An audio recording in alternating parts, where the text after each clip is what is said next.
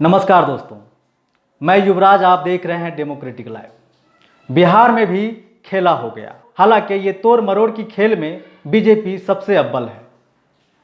जिस तरीके से चिराग पासवान ने बिहार विधानसभा चुनाव में नीतीश कुमार के खिलाफ मोर्चा खोल दिया था और नीतीश कुमार को भारी नुकसान भी हुआ था, लेकिन नीतीश कुमार ने यह साबित कर दिया अब देश में होंगे बड़े नेता, लेकिन बिहार की राजनीति में अगर आपको सत्ताधारी पार्टी बनना है तो नीतीश कुमार का सहयोग लेना ही पड़ेगा, चाहे वो आरजेडी हो या चाहे कांग्रेस हो या फिर बीजेपी हो। जिस भी पार्टी को सत्ताधारी पार्टी बनना है, बिना नीतीश कुमार के सपोर्ट के वो बिहार में सरकार नहीं बना सकते। अब नीतीश कुमार पार्लियामेंट में बड़े भाई का भूमिका निभाएंगे। अब इनका भी 16 कैंडिडेट पार्लियामेंट में होंगे। अब देखने वाली बात यह होगी कि केंद्रीय मंत्रिमंडल का विस्तार अब होना है। इसमें जदयू को कितना सीट मिलता है, जदयू के खेमे से कितने मंत्री बनते हैं, ये तो आने वाला वक्त बताएगा। फिलहाल हम बात करते हैं एलजेपी पे। हालांकि जदयू का मानना है कि चिराग पासवान आरजेडी के स्क्रिप्ट पे काम कर रहे थे बिहार विधानसभा चुनाव में। अब क्या सच्चाई है, इसका जवाब तो चिराग पासवान ही देंगे। लेकिन जदयू को नुकसान तो हुआ। बिहार विधानसभा चुनाव में जदयू को बहुत नुकसान हुआ, वो भी सिर्फ चिराग पासवान की वजह से।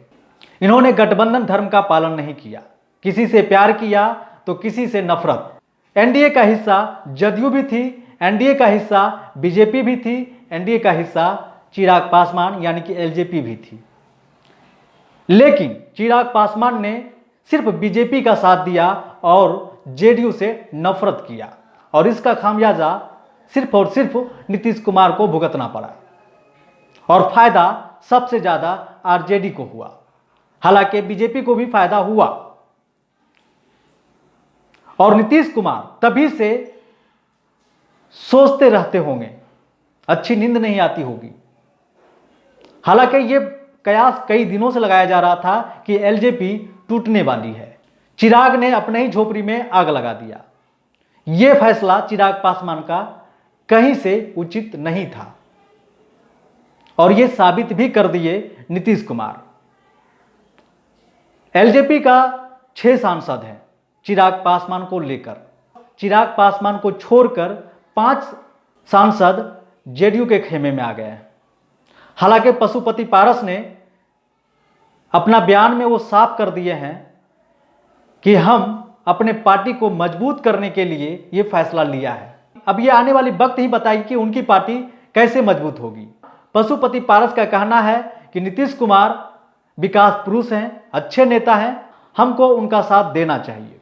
इसीलिए पशुपति पारस अपने 5 सांसद को लेकर जेडीयू के साथ देना उचित समझा और जदयू के खेमे में आ गए। अब चिराग अकेले बच गए। अब आने वाला वक्त बताएगा कि चिराग का अगला कदम क्या होगा, क्योंकि चिराग पासवान अब कहीं का नहीं रहे। चिराग की चिंगारी से झोपड़ी जल चुकी है।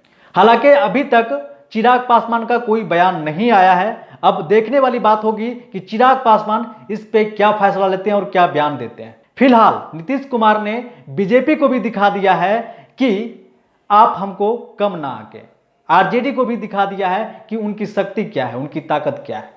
अब देखना पड़ेगा कि हिस्सेदारी, जिस तरीके से बीजेपी ने हिस्सेदारी पे केंद्रीय मंत्रिमंडल में अपना मंत्री ज्यादा बनाया था और नीतीश कुमार का एक भी मंत्री नहीं बना था। अब चूंकि नीतीश कुमार बड़े भाई के भूमिका में है और बीजेपी छोटे भाई के भूमिका में है। अब देखना यह होगा कि जदयू को मंत्रिमंडल कितना मिलता है। हालांकि पशुपति पारस को मंत्री बनना तय है, लेकिन कौन सा विभाग मिलेगा यह अभी तय नहीं हुआ है। यह आने वाला वक्त बताएगा कि पशुपति पारस को कौन सा विभाग का मंत्री बनाया जाता है। ये तो देखने वाली बात होगी। फिलहाल अगर आप अभी तक हमारे YouTube चैनल डेमोक्रेटिक लाइव को सब्सक्राइब नहीं किया है तो कर लीजिए, फेसबुक पेज को लाइक नहीं किया है तो कर लीजिए, और ट्विटर पर भी फॉलो कर लीजिए। नमस्कार। यात्रीगण कृपया ध्यान दें, प्लेटफॉर्म नंबर 14 से जाने वाली गाड़ी राजधानी एक्सप्रेस है।